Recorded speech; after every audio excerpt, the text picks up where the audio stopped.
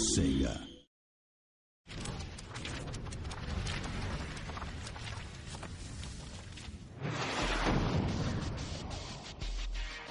For the past 45 years, Iron Man has thrilled fans around the world as part of comic book lore.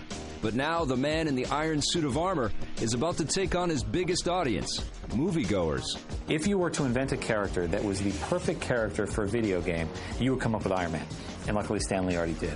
What Marvel is really good at is they're really taking care to not only preserve, what the fans like, but doing things to make it appeal to a wider range of audience, stuff that everybody can relate to. And that's the thing with all these comic books, is that they always have these general, fundamental human kind of, sensibilities, and, bring them out to a wider range of public who wouldn't necessarily go into the comic store, but they'll watch a movie, and the same people will probably end up, playing the video games. Designing a Nintendo Wii game around Iron Man's many varied abilities and powers provides interesting gameplay experiences, but also presents some interesting development challenges.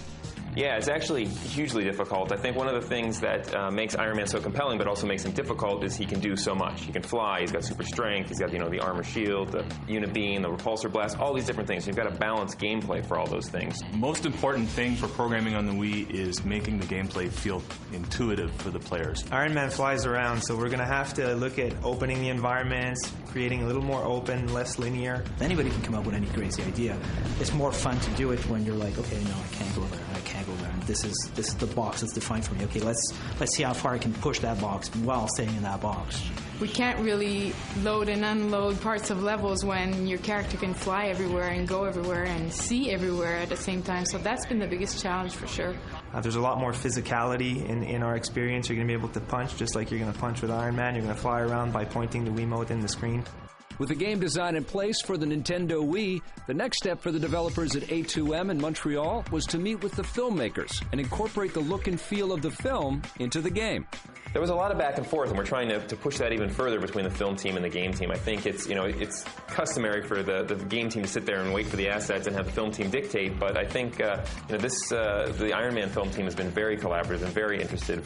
Fortunately, we were working on this movie for a long enough time that we could get assets to them early enough on that it could actually inform the design of the game.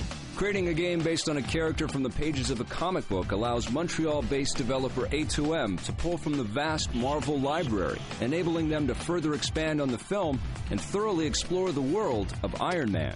The movie is a 2-hour experience, and we're providing an experience that's a lot longer than that. There was a lot of pre-production stuff that we got to see and reference that I think is going to influence the game in one way or another. I think there's a lot of missions that have things that were early set-piece action battles that got changed or scaled back. There were some like all movies, there's a lot of script changes and a lot of character changes and that sort of thing. And so we took a lot of that early inspiration. Some of it may not end up in the movie, but is definitely driving some of the missions that we have, and so that's very exciting. One of the things we're doing is we're digging a little bit deeper into the whole Tony Stark Iron Man mythos.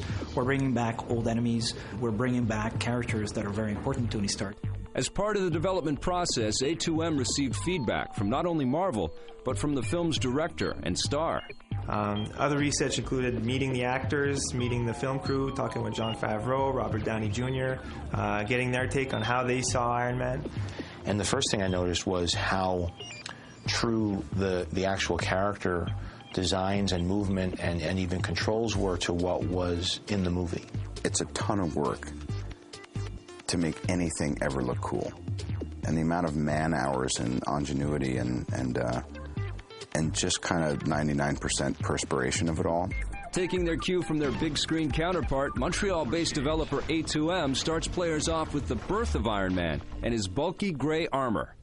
I was never satisfied with the Iron Man costume in the comics. As longtime readers will know, because every few issues I'd have the artist change the costume. He must have had more costume changes, more armor changes than any character in the world. You start in a very basic suit, and it's all about upgrades, and as you're going through the game, you're building this suit and making it better and adding stuff to it, adding layers to it. I think the Mark I suit from the film, I think they've done an amazing job updating what, the old classic tin can. I think the classic 60s gray tin can can Iron Man outfit is definitely my favorite, but I love how they've updated it. If only we had had that kind of armor in the comic books, I think the book would have sold twice as well. I love it. I love the way Iron Man looks. I love the way you have him fly. I love the way he shoots those repulsor rays. I mean, oh man. In order to bring these characters to life, Sega and A2M were able to enlist many of the film stars to reprise their roles. Well, I think the luckiest thing that happened was getting Robert Downey Jr. to play Tony Stark. That guy was born to be Tony Stark. When I first saw him with his little beard and everything, the way Tony has it, oh man, that was so gratifying. I studied these 3 scenes for the screen test within an inch of my life. I went so absolutely ape turds prepping myself to do these 3 scenes. No one else really had a prayer. In addition to Robert Downey Jr., Sean Tube returns to play Yinsen. Yinsen is basically, I consider him to be the creator of Iron Man. He basically, starts his journey. And Oscar nominee Terrence Howard plays Tony Stark's best friend, James Rhodes. Doing it for the video game, you're trying to perceive what might be the end result, and you can't be too sure. So it's a little more nerve-wracking and as far as the level of performance that you output. Regardless of the techniques and tools involved, the combined efforts of Sega, A2M, Marvel, and the filmmakers promise to deliver a truly unique superhero game, and one for a character who was long overdue. My publisher at the time said, Stan, you're crazy. Nobody's going to want to read about a guy who makes weapons for war, and people don't like wealthy heroes. A guy who flaunts his wealth and he's a playboy. I said, we'll make them like him. And it worked.